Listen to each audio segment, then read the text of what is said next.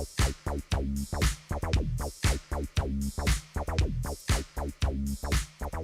it's been a minute, ladies and gentlemen. Welcome once again to the Get Reelisms podcast, episode now 127.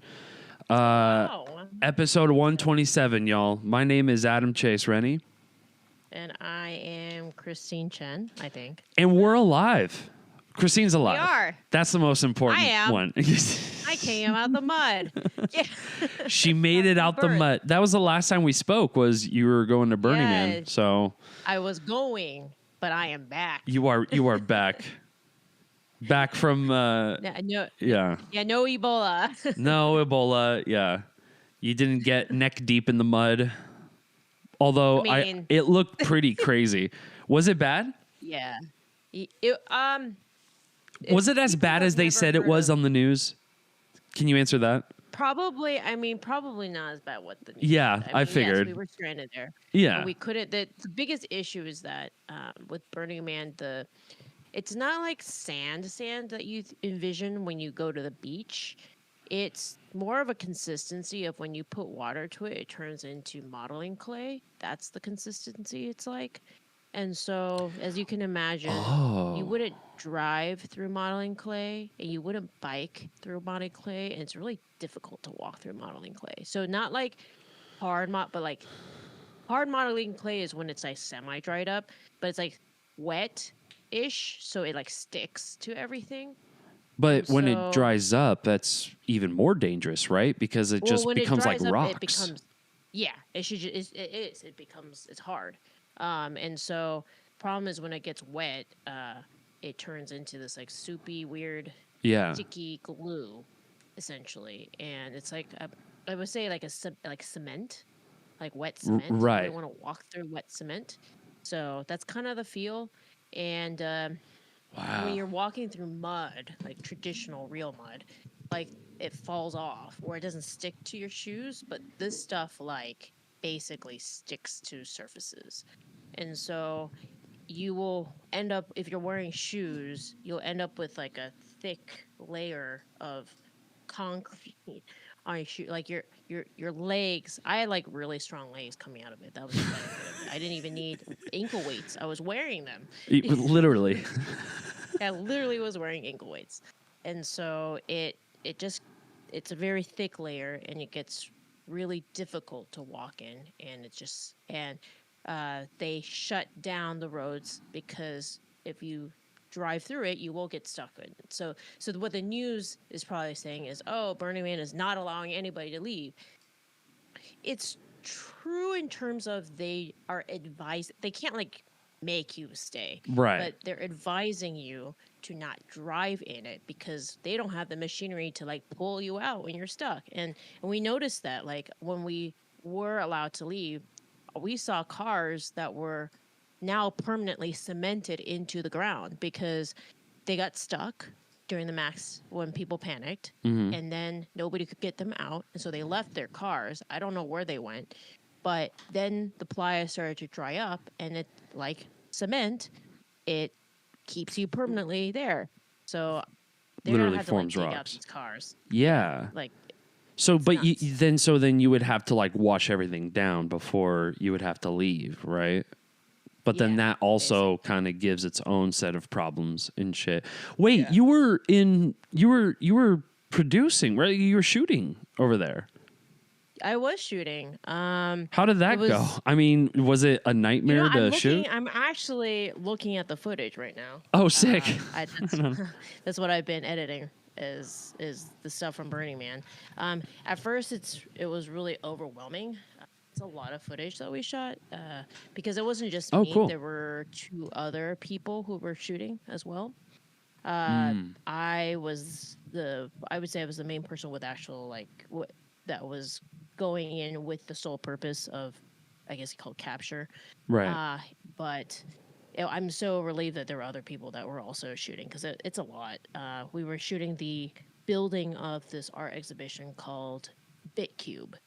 And little did I know that this would be one of the most talked about art structures on the playa this year, which is really exciting.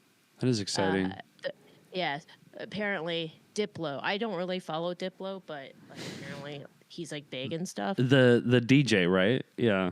Diplo climbed on top of it and took a video of himself on top of it and stuff like that. Because it's about a 30-foot high structure.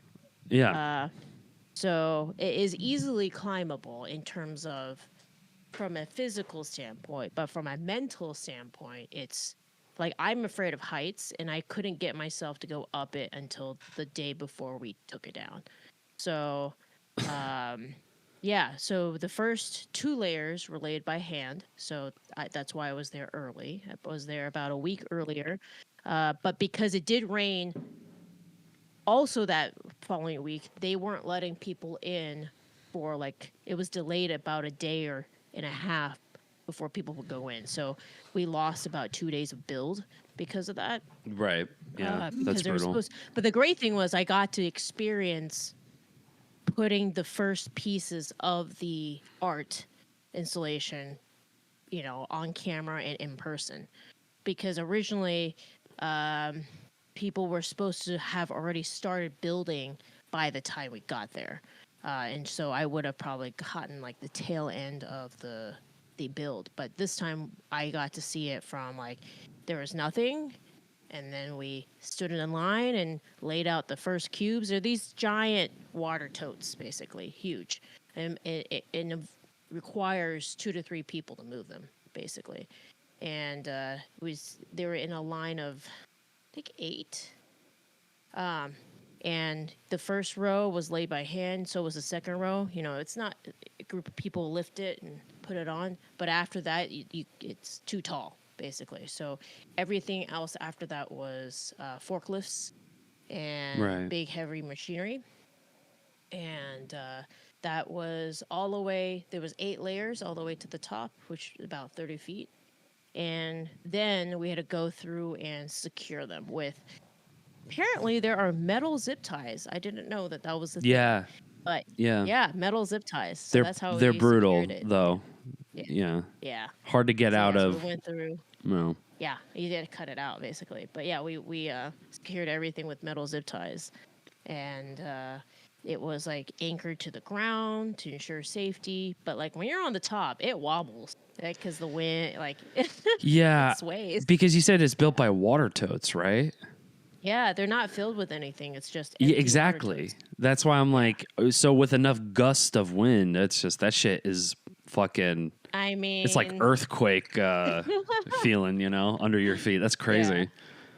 The funny thing is, the safety people came to check, and they like structures that look dangerous, as dangerous as they look. So they're like, good, 10 out of 10, safety, because it looks dangerous. So that should deter most people from climbing it, right? Their biggest problems at Burning Man are structures that don't look like they are that unsafe. And then people structurally get on integral. And people get on it and get hurt because they're like, oh, this looks like harmless, and then that's how people get hurt. But like ours is like you go and look at it, you're like, yeah, that's dangerous. Do I feel confident to climb that? So a wobbly ass art exhibit. I mean, it's cool to look at from afar, but to climb it and to be on top of it, it's cool. I'm glad I did. I'm so thankful that I was able to make it to the top. I had to have a friend climb with me basically to mentally get me up there, but I made it to the top. It was scary as F, and made it back down. Yeah. No, we established that in the podcast a while ago. You have just bigger balls than I do. I will try something at least. You will try anything, bruh. You will throw yourself into. I mean, if they told you, it's like, hey, Christine, we're gonna shoot. Fucking jumping out of the stratosphere of Earth and falling into the Earth. Like, we're going to need you to film that. You would absolutely do that. I would try at least once. Because, like, how do you know until you've tried it? I knew it. That's so you. If somebody came up to me, if they say, hey, Adam, for $1 million, okay, maybe I would probably do it for $1 million. If they said like $100,000, I would be like, I don't know. I don't know. That just that nothing would shake my nerves more than heights nowadays. And I used to be great in roller coasters, but now I'm just a little scaredy cat. Oh, yes. I mean, I was scared shitless the whole time. But, I bet you're in a wobbly ass fucking, yeah, I'm like, exhibit all and shit. right.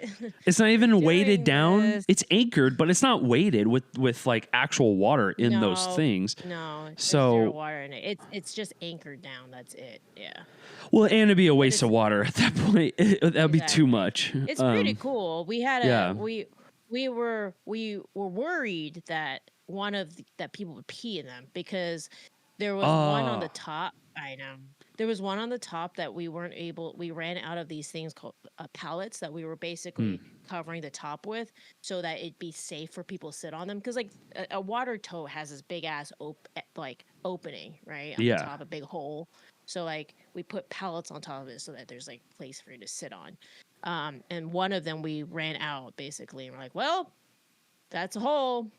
So I guess if somebody wanted to, they could like literally pee in it, Oh, yeah. So we were just really grateful people didn't do that. But yeah. I mean, yeah. Burning Man. You could really want to pee when you're up there. You never know. Yeah.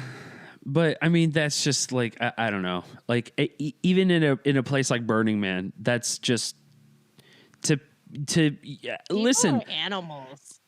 I have urinated in public before, a drunk couple of times. Adam, when he has a few too many, just do not have access to a bathroom, and shit happens. I get that, but I will say said it then, and I'll say it now. It's degenerative behavior to do anything outside. I hate to say it. It really is. It's degenerative behavior. We're not cavemen, y'all. Like, I get it. It's like, oh, we're rooting our ancestors. No, you're not. Stop. Shut up. Even your granddaddy's granddaddy had a bathroom. Knock it off, Yeah, that's just wild. No, it's cool. I'm glad we built that. It was it sounds cool. USA Today. You can see it there, like on their as an article or something. Mm-hmm. That's cool. It was a picture. You see it, and it's like really cool. Okay. And it lights up at night, which is really neat. And like because of how big, it almost works like a LED screen because from afar, like it's like pixelations, right? And so you can have like different patterns on them. There at one point there was words going around it. It was. Wow. It's really cool.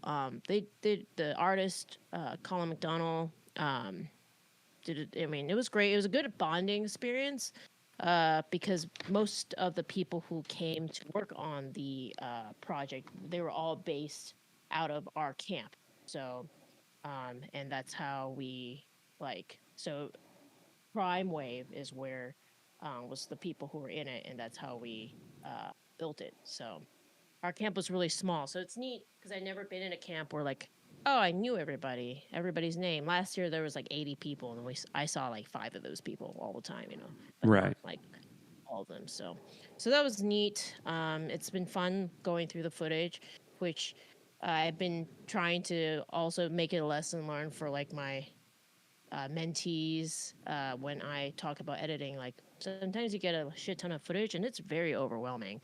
And that was for a long time. I was like, I don't know how I'm going to sort through it, but I had a breakthrough last night. So okay.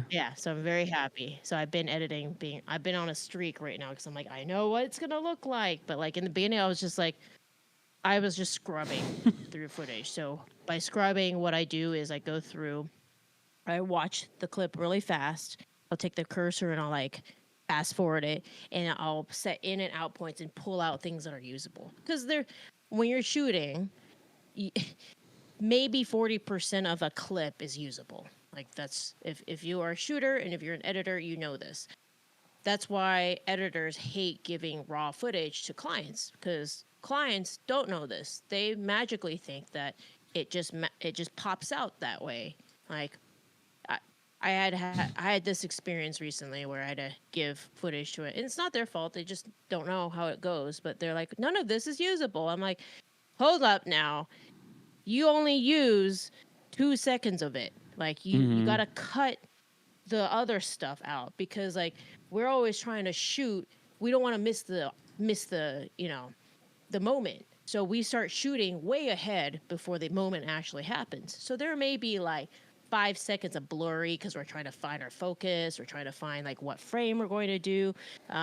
We're still adjusting and finding it and stuff like that. And then we're ready by the time the moment happens. We shoot those like 2-3 seconds, and then we might wait a few more seconds once the moment's passed in hopes that maybe it might continue. If it doesn't, you know, then a shaky camera, and then you turn it off. Like, that's just how it goes. Yeah. So the client goes and you just see the first 2 seconds. And it's, of course, blurry as F and moving around. And they're like, do you know what you're doing? I'm like, yeah, dude. Yes. Yes, I do. Yeah. You can't use... I've told you, like, it's raw footage. You literally can't use most of it. You have to go in, and that's why you have an editor, and that's why I cost money. Right, but I feel like that's always a given with camera department, even in production too. Yeah, that's so weird. So, well, it's so weird, but yeah, so I go through and scrub, and I take out the usable pieces without second guessing it. It's a very fast process. I try to go as fast as possible because then I don't second guess. Because I can always go back, and and usually when I've seen something, I'll remember when I'm editing. Like, oh, I swear I saw a clip that was this, and I'll go hunt for it. And maybe it was like 1 second out of a 10-second clip, and that's why I didn't pull it out. But I'll have it then. I'll nitpick and pull things out or replace stuff. But so I'll go through as fast as possible, kind of like a word vomit when you're writing. Well, I was gonna compare it to Legos. You're just spreading out all the pieces of Legos, and then you're kind of lining everything up, you know, as you go along. And then at some point you're like, oh, I know what I'm doing. And then you continue through. And then you go. Yeah. Yep. And that's what it is. Yeah. So. By the way, you would love Legos. I do. I used to play with Legos. Yeah? Legos. Yeah. I do love Legos. I mean, the Big Cube was kind of like Legos, honestly, just with. Right. The exhibit. Yeah. For sure. Yeah. Yeah. So, yeah. And I just went through and had an epiphany yesterday and gotten through already half of it. It's that beginning, and also sometimes it's just like finding the right music. You know, yesterday I was like, I don't know what song to use for this, and then you find that one song, and it inspires you, and then you're like, okay, cool. Like, I know how I want to cut this now. So, as like inspo or part of the music, like part of a soundtrack. Part of it's both inspo, but also okay. Usually I go in picking the song that's going to be what I cut to.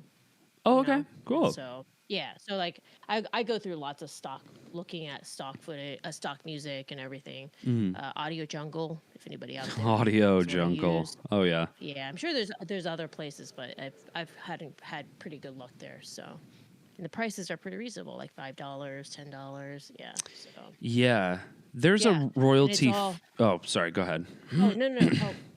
What was it? What royalty free? It's just a website. I'm pretty sure it's a subscription service, but I think there's a 30-day free trial.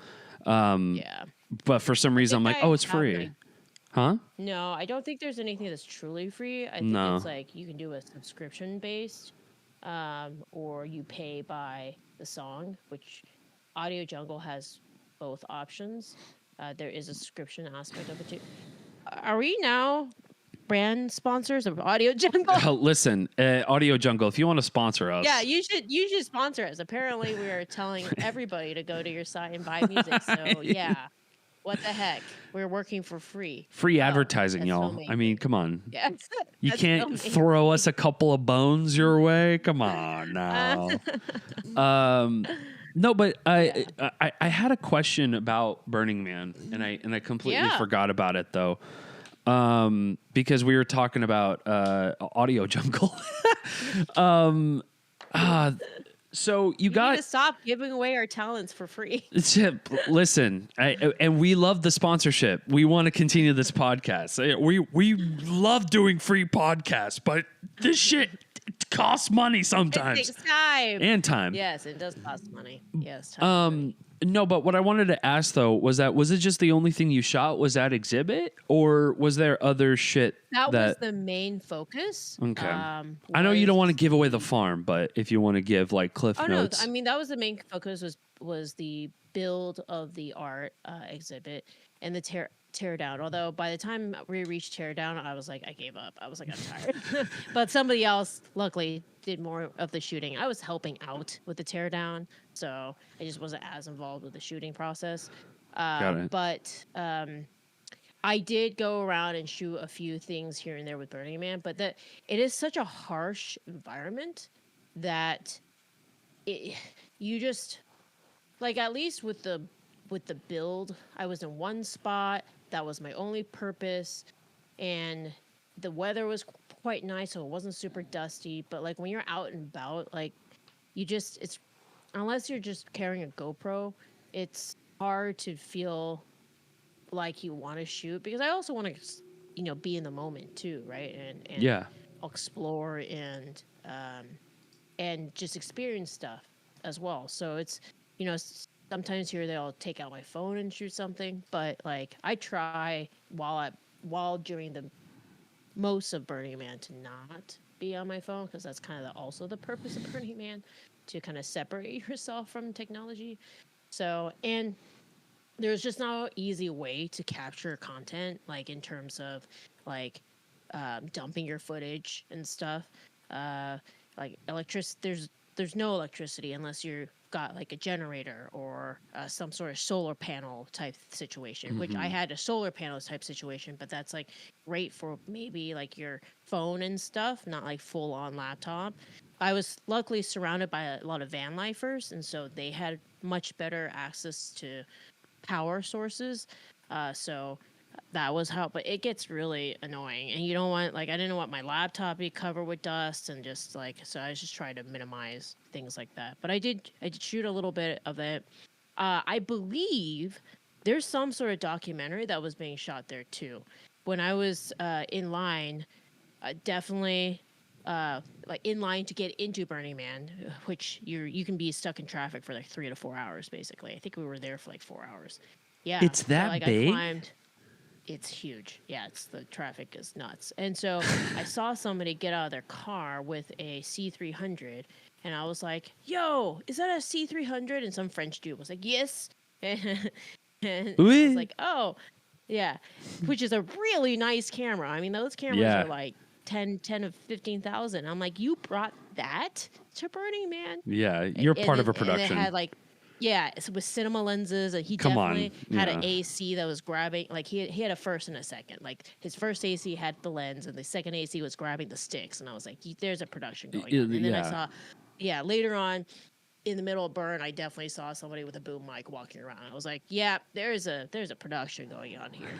So like, but I was just by myself, Technically, there were 2 other people. They were shooting also, some with their phones, some with some that had much better camera equipment. I purposely took not so good camera equipment because I didn't want to ruin everything. So with dust, and I had this thought where there was days when I kind of questioned if I knew what I was doing when I was shooting, because like it's hard when you're like walking around and you've got this piece of equipment that most people who are beginners would use now because it's that outdated.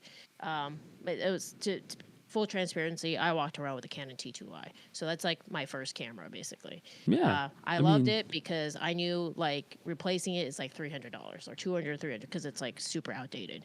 But they're walking around with like, somebody had like a Sony, like a nice Sony A7S of some sort, and somebody else had a drone, and I'm like walking around with this like beginner T2i camera, and I'm just like, oh man, I feel like a little fraud here. Yeah, well, you still know how to shoot with it though. You know lighting, you know all that shit. So I get into the editing room, and I'm like, my shit's better. Right, exactly. Right, yeah, because you already understand all this. It's like It's like wearing like a weighted vest, like when you have a shitty camera. It's just like, well, I mean, yeah, there's a hurdle, but like you can work around it. You know the lighting, you know the magic hour, you know where to shoot and direction and shit. I know where to point, where to what settings and stuff, and it definitely showed when I got into post, and I'm like, haha. I would be like, that's a really nice shot. I do know what I'm doing. I shot that. Yeah. Yeah, exactly. Yeah. So, but it's nice to be reminded because, like, in the moment, I definitely was like, man, like, I feel like everybody has all this nice gear, and mine is like really not that nice. That's my question. Is like, are these people like super? I mean, I know there's people like us, right? Like you and me who are just like, you know, middle class, maybe lower middle. I mean, I'm not speaking for you. I'm now just speaking for me. But like, we're not made of fucking money, right? No, I'm poor as fuck. Right. So I mean, you know, how the fuck do these people get that kind of cash? Because you're right. It's like they come from it. And I'm surrounded by it in LA. Like right. It's right. like I feel rude, but I've asked so many people. How do you get your money? The question of, so how do you make a living? Yeah. Yeah.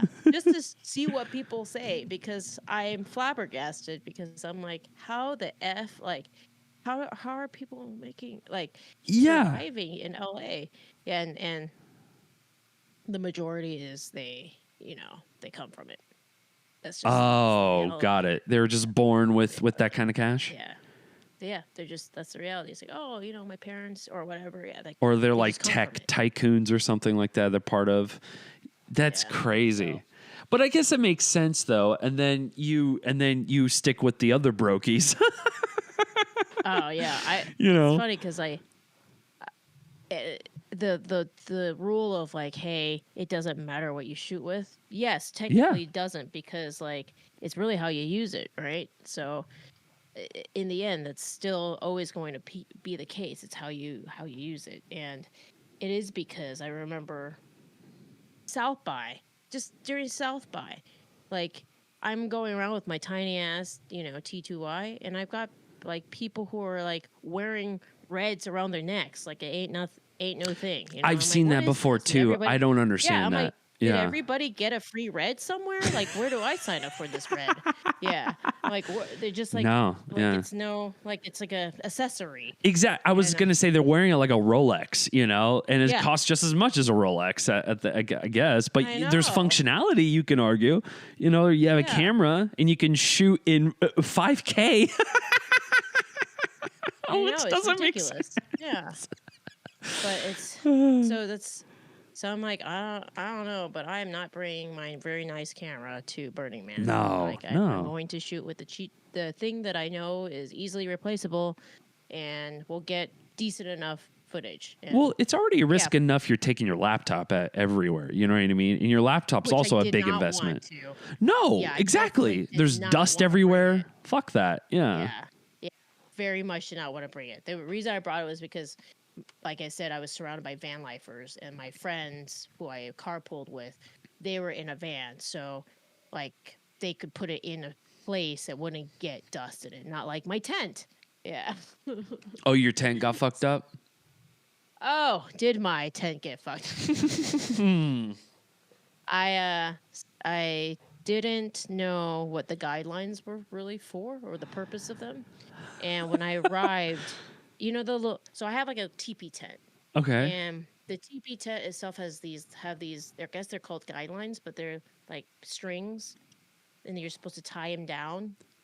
Oh, right. To prop it up. Yeah. Yeah. Okay. In addition to the staking of it. So like when I got there, it was nighttime, and the little strings were literally all knotted together. Like completely knotted, and there was no way, you know, I had to go get to the art set because they were starting to build, and I needed to get that footage. And I was like, I just need a place to sleep. Like, this is up, it's standing, we're fine, type thing. Right. So I never put the guidelines, like never tied those down until the day there was a giant dust storm, and the wind, and I came back to my tent, it was collapsed, like, and I'm like, Oh, Fuck. That's what it was those for. are for. Shit. I mean, Shit. to be fair, I wouldn't have known either. I would have just been like, all right, fuck it, and then come back with like a dusty ass tent. Yeah, it like was flat. It was really sad. So you have to Luckily, set it because back up every night? well, that night on, I set it back up and I, did my due diligence and took the guidelines and untangled them and put them together and stuff. Problem is, I don't think I set up the guidelines properly either. And so then it rained. Oh, shit. And then I definitely got flooded. But I mean, it came with directions. You follow the directions. It was very damp in there. So the I bet. the ground was wet. Luckily, I'm not sleeping right on the ground. I brought my air mattress, so I was elevated, so I was fine. But it was definitely damp in multiple places, and so yeah, my friend was like, "All right, we're gonna figure out how to set up your tent properly." So he tents a lot, or he camps a lot. So he's like your guidelines are way too close. You got to put them out, and that's how the water or whatever will flow down, and it won't get into your all this like technical stuff. I'm like, yeah. I was about to say I'm more of a glamping kind of guy than a camping guy, if you know what I mean. It's just like I like a luxury cabin with working power, AC, fridge, all that shit, because I'm a bougie bitch, You're a bougie bitch. but a brokey at the same time. I like to look classy. Bougie on a budget. That's what Carly would say. Bougie on a budget. That's right. Budget. Yeah. I'm always trying to be bougie on a budget. Bougie on a budget. Yeah. But no, I'm just broke, and I will. I get it try though. to make things work. And I wouldn't know that either. So I would call it Mr. Tent. I'll just call him Mr. Tent at that point. I'd be like, hey, Mr. Tent, can you help me nail this down so I don't sleep in the fucking mud? Exactly. Yes. So Mr. Tent, or Canada Boy, helped me.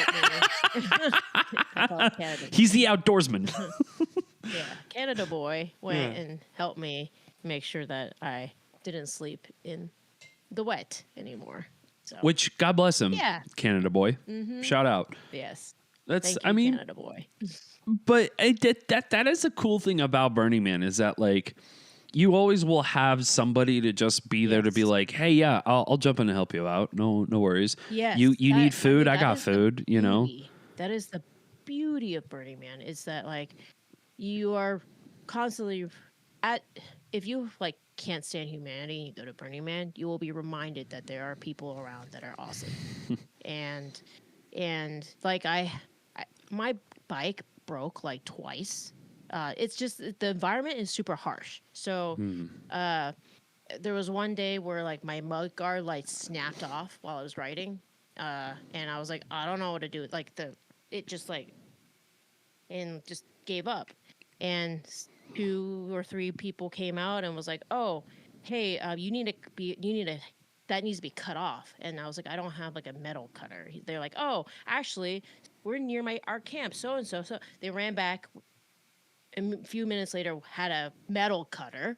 Nice. And just right there, cut off that, the part that fell off, and then I was on my merry way, and that was it. Like, and then another day, like my wheel of my bike just randomly falls off, and same thing. I know. These things happen. Apparently. What is happening? You're just like, everything's falling apart. You're. My bike was held together by zip ties. Like, I kid you not. It was held together by zip ties. It's just a unicycle at that point.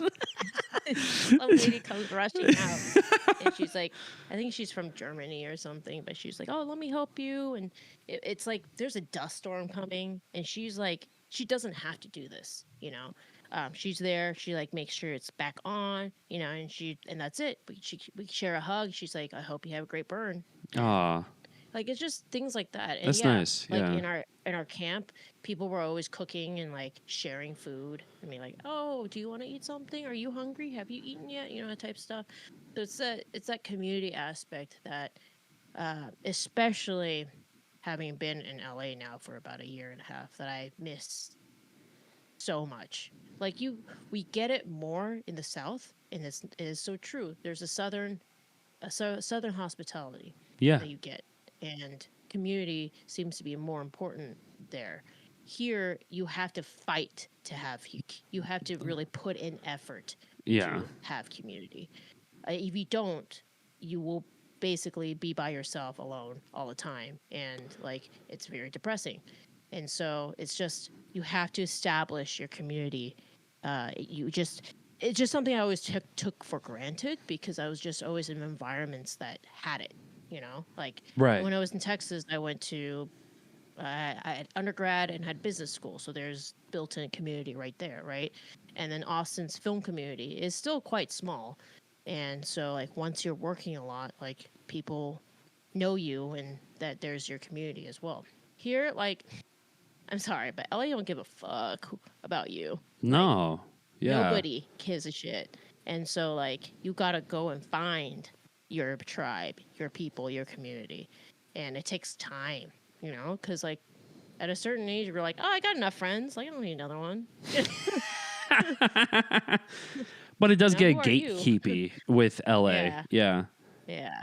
And so it's been, so coming from that extreme of not really having community and going to that extreme of community, like, I Yeah. got, once I left Burning Man, like, I was depressed for a good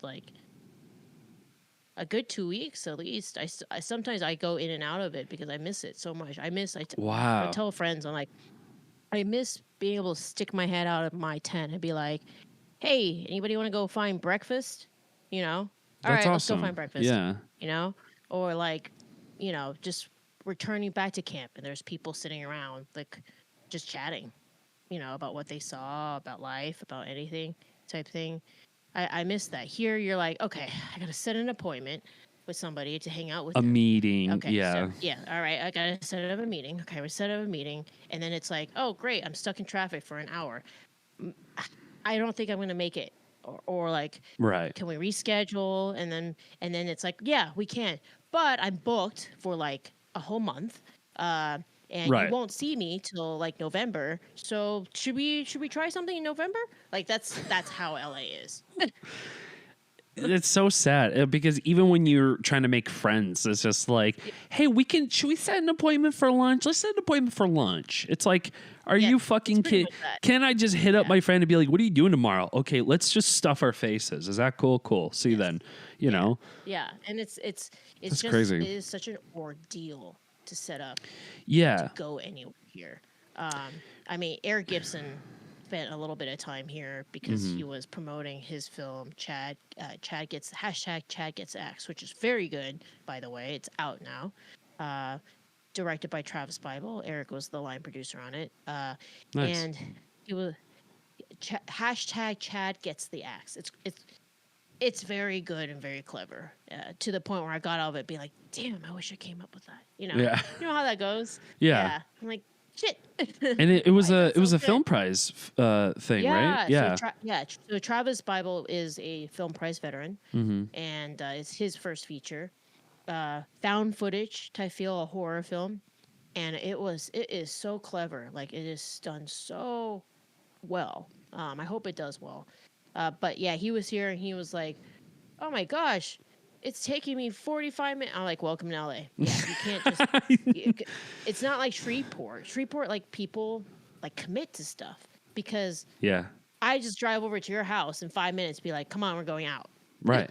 And that's You know? that. Yeah. Yeah, that's that. Yeah, I literally can walk to your house and be like, "We are." What do you mean you can't hang out? We're hanging out right now. Yeah, You know? which doesn't Yeah. really happen in California. Growing up in the Bay No. Area, I didn't have that either. You know, No. it was No. very lonely. You had to like call up, be like, "Hey, is it cool if I see Kevin next week on Tuesday at 4:30?" 3:00. Yeah, and then it's like, "Oh, and he has a hard out at 5, so we only have 30 minutes. So we got to Yeah. keep it nice and chopped." Because we have to go somewhere at 6 and it takes an hour to get there. Exactly. Yeah. And we're going to be living in traffic, essentially. It's just like, you know, and Yeah, that exactly. people just naturally become bitter and they're just like, you know what? I'd rather be alone. Fuck it. Yes, pretty much. Yeah. That is the thing. Yeah, it's just it's so hard. Um, and so coming from that extreme and then going to Burning Man where it's like, oh, It's like refreshing. Yeah. it's so nice. Even getting I caught miss in the mud and all that bullshit and your tent fucking it up was every still day great. and It your was bike still fucking fun. up, you still miss that place. Yeah. That's what I mean, community I is, y'all, remember you know? yeah. I remember this what the after the first rainstorm, I'm like, I'm not gonna stay in my tent forever. Like, this is stupid. Like, I came here to experience things. So I Right. went out and just started walking because you can't bike anywhere because it was sticky and stuff like that. And I just laughing. I was like, you could only laugh at this. This is very funny. Like, I'm just laughing, and then you just see like tents like just lit. They're all partying and like just having a great time because that's how you can move past stuff like this. Like there are things that when you can't control certain things, you just kind of have to let go and just go with the flow, you know? Especially if it's out of your elements, you know? Like you Oh, yeah. can't there's nothing you can do. Yeah. Yeah. You can't So, prepare for a freak storm, you know? no, you can't. Yeah. Yeah, I'm just no, it was lovely. I'm glad I did it. And Yeah. would I do it again? Totally. And That's crazy. yeah, I think it's just it's the community. That's why I miss the community. I miss the art. I miss you're just constantly inspired. You just you'll walk around and be like, how did someone build this? How did they get this out here? You know? That's what you kind of said last year too with Burning Man. You were just in awe of the architecture of everything built up and then everything taken down. And we took yeah. I mean, we took down the entire art structure and there's nothing there. We went through and combed for little bits and pieces of things. Like, so I went through the full ass process, you know? Yeah. So I'm like, this is how they do it. Yeah. Like we went and all those cubes came back down. We cut off all those zip ties. All of it went into a thing that gets taken out and disposed of. There was leave no trace. We definitely went back 4 or 5 times where we stood in the line and looked at the ground for pieces of dirt and trash and stuff like that. Like it was a leave no trace, you know. So, which is cool. It's what builds relationships and bonding and true, connection is when that's why like film people get so like attached to each other because we freaking went through war with each other. You know? I mean, yeah, braved the elements. I mean, goddamn, we went through some shit. Yeah. And you're willing to go back. That's the other part. You know what I mean? Like I expected, like with all the news that happened, and I'm glad you said that. Like the news kind of overinflated because I kind of got that feeling after all of it all was kind of said and done when I was like, okay, it feels like such a weird story to just kind of like put in the back burner to just be like, yeah, it looked like it's a national fucking tragedy at Burning Man. Everyone's getting killed. Dead. Yeah. But we're good. Back to the regular news. Yeah, no. Anyways, the 90,000th Trump indictment was issued today. It's just like, wait, what the fuck? Aren't there dying people in Burning Man? What the fuck is happening? No, you know? This is good clickbait. Man. And it got me. It definitely got me. It almost got me to hit you up. And then I realized, I'm like, well, I can't get hold of her if I wanted to. She's in the middle of nowhere. I did get, when my neighbor turned on his satellite because he knew that this was going on. Like I got a flood of texts, which was super lovely too. To be like, oh, people do give a shit if I'm here. I mean, yeah, it got me worried. I'm like, well, but also I know how resourceful you are as well. I'm like, yeah, she got it. She knows what she's doing. You know, you've worked on plenty of film sets that are absolutely fucked up, and you're like, well, we're gonna shoot today. And you just fucking brave it, and it is what it is. Yeah. So, yeah, I mean, but hey, now you're an honorary burner, so now you're gonna be a consistent member of Burning Man. Yeah, absolutely. Now you can survive a thunderstorm if you want. You know, like in the next 5 or 10 years, the new generation of Burning Man burners would come in, be like, what is this rain? It never rains. It's like, back in my day. Back in the day, you don't know nothing. That's awesome though. And you got yourself like a little community. I do find the appeal with that, with the whole community thing, you know, in spite of all the hellish things that you had to go through. Vibing out with good music and good people and, you know, sharing memories and shit is sharing memories. So simple, but it's such a, I don't know. It's not a common thing. Even I've been born a city boy my entire life. That's just like not what you do in the city is just like kind of go camping all the time. And I mean, I know a lot of my friends have, but like they also half of those friends, their definition of camping is more glamping.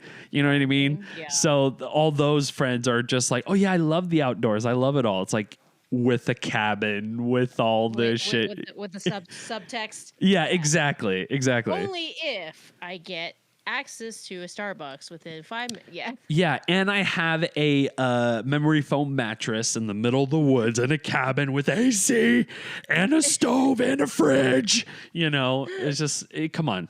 You give me a break. But because I'm not a camping kind of guy. That's why Burning Man just never been appealing. I like camping. So. I cannot. Every time I've gone camping, it's been an utter, complete disaster. That was like a third date that I had. That was a lot. The last time I went camping was like on a third date with this girl I was seeing, and I mean, that's why we're not together. I'll just say that. It's just like, that was a moment where I'm like, hey, you're cool. This is great. I don't really like waking up with like 50,000 bug bites on my ass. So I think I'm good with all this. And she's just like, oh, but it's so great to sleep in the wilderness. I'm like, no, it's not. I've watched enough Blair Witch Project to know I shouldn't do that. You know, I just know better. And also, it's just like, I don't feel like I connect as much. I feel awkward because I'm just trying to fight fucking bugs all the time, you know, and I just feel so uncomfortable every step of the way when I camp, you know, to the point where I'm like, I feel like I'm dragging everybody down because I'm just in fucking misery. I'm sweaty. I'm gross. I smell horrible, you know. I don't look good at all. You know, I'm breathing really heavy. You can't be self-conscious if you go camping at all. Like, you can't. You just have to be like, the people I'm with, they're just going to smell me. And they got to be cool with it. And I'm going to look like this. And I'm fine with it. So why shouldn't they be not fine with it? Yeah. But also, it's for me. You know what I mean? At the end of the day, it's just like, I like a good shower because I don't like smelling me after 12 hours, you know, after like 13 hours because especially on set too, when I come back, I smell like either like burnt coal or metal, like copper for some reason. Set smells aren't. It's not good. Bad. Yeah. You know, with like lingering like cigarette smoke too sometimes. It's just like, you know, it's gross. So that's why like I always need to take care. Camping is just every single fucking time I've always been miserable. I mean, part of it is a self-conscious thing, 100%. It totally is. But there's another side to it where it's just like I am so uncomfortable because I am all sorts of gross. You know what I mean? I'm sweating in places that a man should never be sweating, you know? That's what I'm saying. That's what I'm saying, bro. I don't like it, you know? And I don't want to succumb anybody else to that. Be like, hey, do you guys have any sweat in your ass crack? Because I have a lot. Or I might have shit myself. I don't know. But like, take that and then like, I was so thankful to see running water and toilets after being. Oh, I bet. Yeah. For that long. Yeah. I was there. I mean, I was almost there for 3 weeks. Yeah. Wow. Has it been that long? Well, kind of like 2.5 because I was there starting the week prior. and then Burning Man. Oh, right. And then we stayed because of the delays, so it was delayed about a day or two. And then we took down the art exhibit, and that took another day. Woof. So then we were out late, and so yeah, about a two and a half weeks. Yeah, brutal. It's funny. Most people have like a relaxing time when they get back and stuff. No, because of those days that I lost, I made it just back in time to go to my first day of the Black Magic Producers Lab. Right. My co-producer was like, I was like, "Do you see the dust? Like, do you see it?" I literally just came to see it.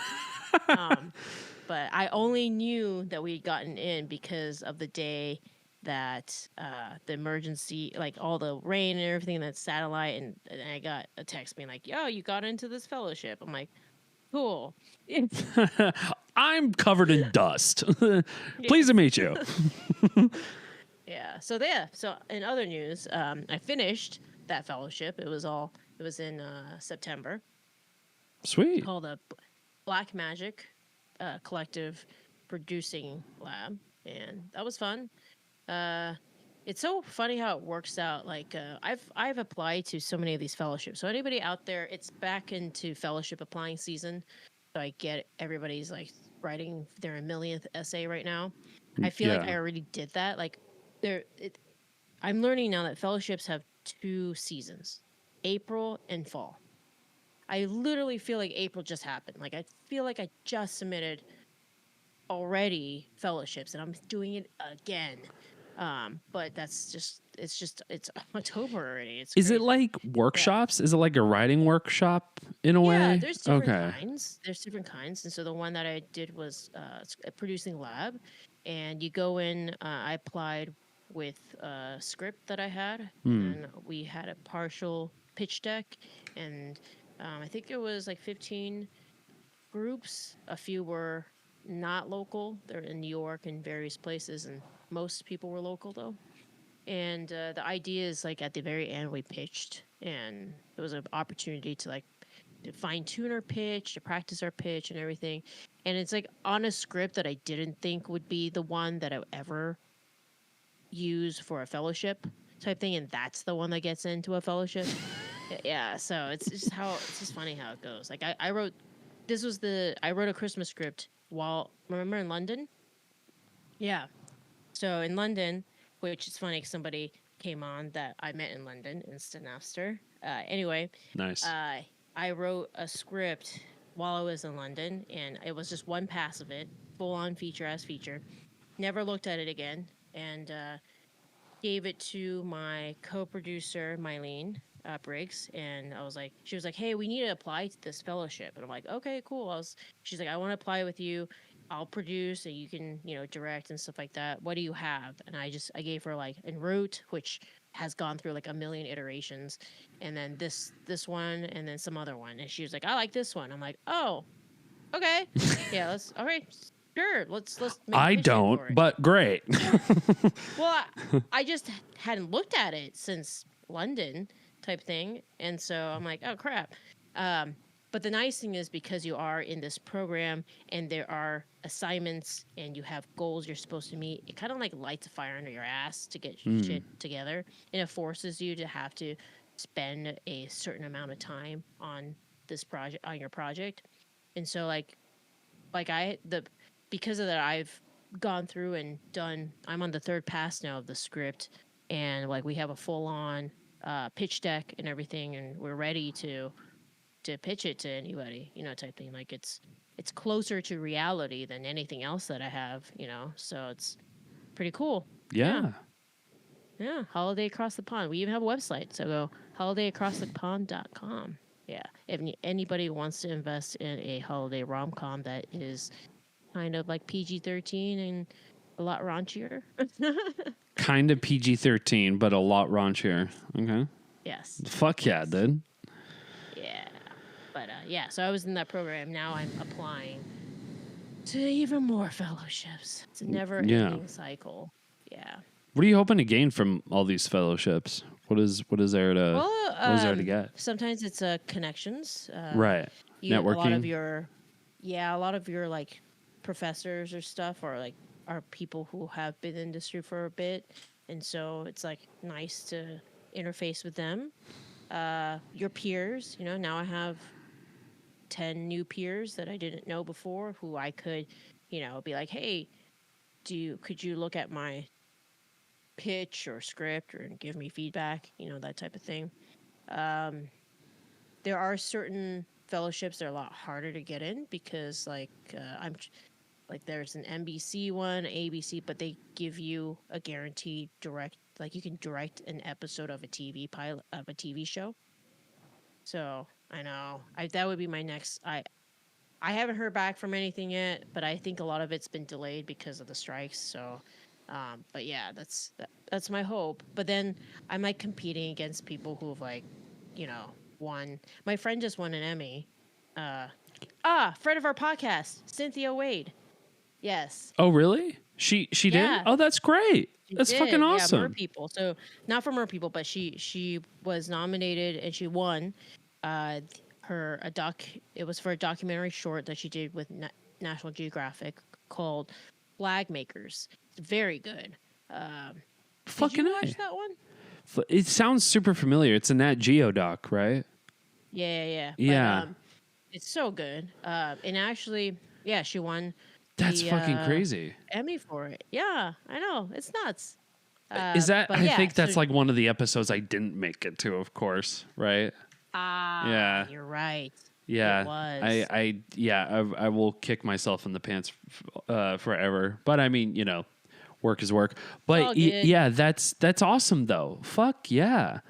Good for Yeah, her. but like those are like those are your peers. Those are the people you're competing with, and that is Yeah. the benefit of LA is that like you get closer to the network of the people who are actually being considered for stuff. Right. So Yeah. yeah, Which is good to have those connections, but I mean, it's another when it becomes competitive. Once it becomes a dog eat dog thing and it's now you against them when it was you with them, right? yeah, So, yeah. Not to say that that will happen with you, but I mean, the fact that competition even happens with actors even, yeah, in certain yeah. occasions. It's a little daunting for anybody who is not part of the industry. But I mean, I don't know. I never been a competitive guy, and I never saw film as competitive usually. But I know people in LA become jaded, and I understand why they just become jaded, and they're just like, "Fuck this! Everyone is out to get each other. I don't want to deal with this anymore." But I think that has a lot to do with like just there's not an immediate community. That's what I was saying. Like you have to go and build it. You have to So make when it, you yeah. Yeah, and when you don't have that community and you're surrounded by highly competitive people, it does feel that way for sure. Right. So because we're all trying to make it. That's the thing. Like we're all here for a purpose, and that purpose is to try to make it. Yeah, So not and it's the alienate each most other. heavily populated when it comes to that. Like, but then there's things that are cool that come out of it. Like, there've been a lot of relief efforts for people of the strike, which Roxy and I have both partaken in, which like man, stuff like that is like so awesome. Yeah. Just shows that like the city does try to take care of the people in the industry. So like so they had days where you could go and like get groceries and stuff for free and whatnot because it's fucking expensive to live here, especially when you're not working. So yeah, Right. it's been for all those people who are staying tight and trying to make it. The light is close. I know that SAG is resuming talks tomorrow, Mm-hmm. but they're at least talking, and we know that WGA is temporarily at least breached an agreement. But yeah, it's rough. Like I can, you know, don't let anybody tell you otherwise. Like it's rough for everybody out there, and so like stay strong. I mean, luckily I have an amazing roommate and we're both in the same industry, but we both I'll go through mental breakdowns too of like I don't know if I can like how long I can wait. I started looking at jobs. I started looking at 9 to 5 jobs. I started looking at just like what I teach piano now to try to hold me over type thing from the strike. But it's hard. The strike is hard. Yeah. Yeah. I mean, yeah, So- we're all kind of. I mean, I came back from a job interview before this podcast, so yeah, we're all struggling and trying to make it work. But it's always important to keep being creative and keep trying to plug away on the things that make you happy, because it's kind of what we have right now, and you should stick to that. Absolutely. For everyone out there, despite that, I know we all have to work plenty of jobs. Some of us, maybe even 3 fucking jobs, but it's never There's too no late. shame in it. There's no shame. Well, no, of course not. But I there's, think that's what people need to understand. That's why I'm like saying it. It's like, yeah, like, sure, I look like I pump out stuff all the time. I do. I work a lot and stuff like that. But like, I'm struggling. Like we're all struggling. yeah. So, and I think it's up to each of us to like, check in with each other, make sure we're mentally okay and stuff. But like, keep creating. 'Cause that's what we do this for anyway, right? So Yeah, because it's a long bound to game. work. You know what I mean? It's always bound to work. And I was actually talking about this with a good friend of mine, and I was explaining that as like, I don't know if I believe in luck, but I do believe that hustle and creativity makes success. And it's been proven time and time again. Time and again. You've even proven it too, especially here on the podcast. So Yeah. I've always been of the ilk where it's just like, I don't know, because everybody tells me, even my friend was just like, well, sometimes because I go through lamentations with, my writing, and I get my downs and shit. And I, feel like absolute shit, especially with my script and shit, but it's always best to keep your head up. But they were explaining to me that it was like, oh, well, you just have to strike luck, Adam. That's it. You just have to strike luck and then, cross your fingers and hope that things work out. And it's like, well, that's not how it works though. You know what I mean? It's like it's like when in my opinion, I don't think the directors have gotten where they are, especially famous directors have gotten where they are because they knocked on Hollywood's door and said, give me money, I want to make a movie. And then they make a movie. That's not how it works. And a lot of people think that's how it works. It isn't. It's hustle. It's the hustle. You have to hustle. You have to make these connections. You have to build these relationships. You have to do all these things. And that's all hustle. So you have to put in all of that work. You can have all of the creativity you absolutely can have. And I have a lot of it. And sometimes I fail to hustle, and I will start something and I can't finish it because I'm either afraid or I'm insecure or I don't feel really great about it for whatever reason. Or you're just tired. It's okay. Or to I'm be burnt tired out. too. Yeah. And that always is something that happens, and it's valid, But if you want the results to happen, you have to work for it. You have to hustle for it. You can't just kind of, just go by the wayside and just say, well, if something would happen. That's not to say that you can't be depressed. You absolutely can. I've been depressed. Absolutely. Yeah. So, but to persevere and to know that, like, once you put in this work, it's going to be all the more fulfilling. It's an uphill battle. You're going to have some losses, but it ultimately is just all in the hustle. And luck just doesn't, I don't know. I don't think it has anything to do with anything. You know what I mean? Yeah. But I mean, I think so, I'm sure luck. Listen, there's people on TikTok who made millions of dollars by dancing in front of their phone for TikTok. You know what I mean? It's like, what the fuck do I know? Still work. Exactly. Right. But maybe even then that's hustle too. Who knows? But it doesn't matter.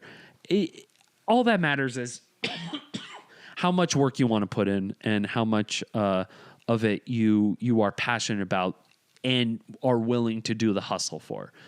You know what I mean? So most definitely. Was there anything closing thoughts before we fucking get out of here? No, I think that was a nice ending of like, it was. Hey, yeah. Basically keep on keeping on, and it's going to be up and down. What goes up must come down. What comes down must go up. So Exactly. So like right now, the end is near. Friday, SAG is going to talk, and yes, who knows? And we know that there's now a bottleneck in terms of like, studios are hurting now with. They need material. They need content. Or $600 million they lost.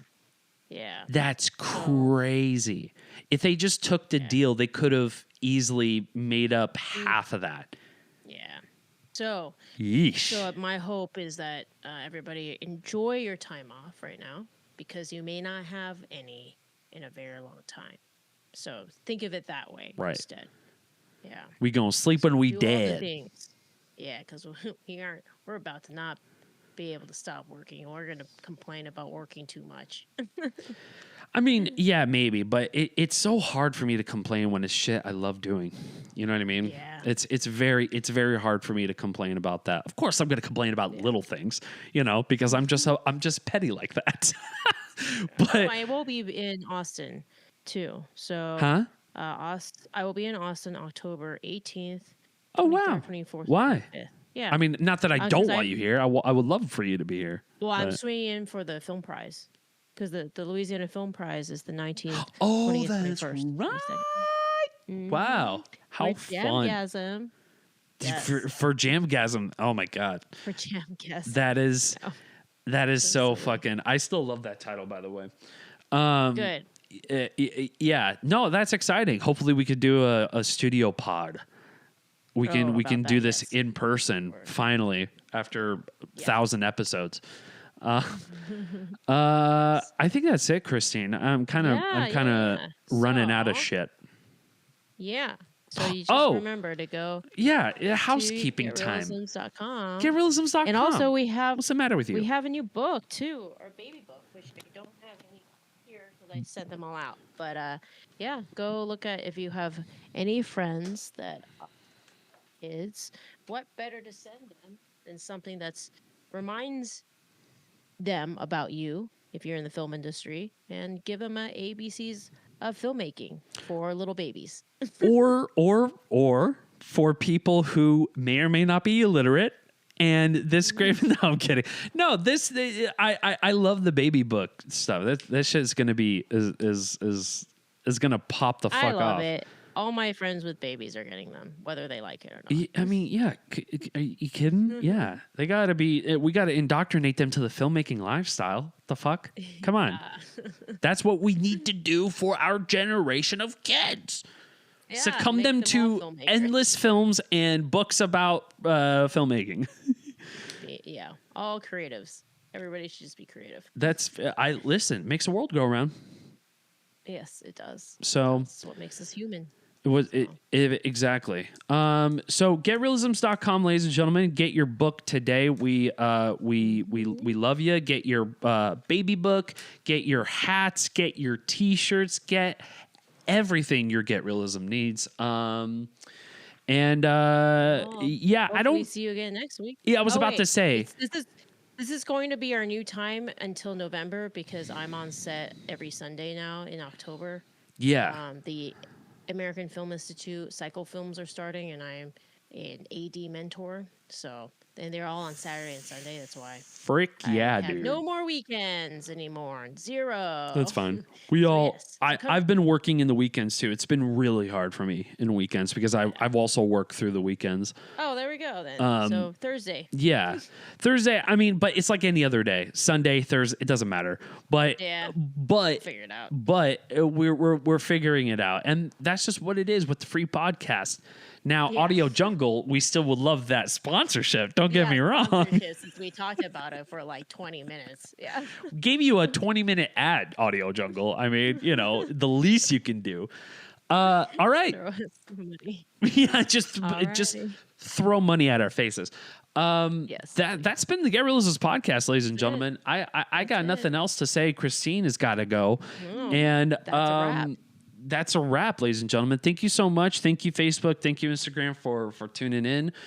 We appreciate you. We love you, and Stay strong out there. Stay strong. Solidarity.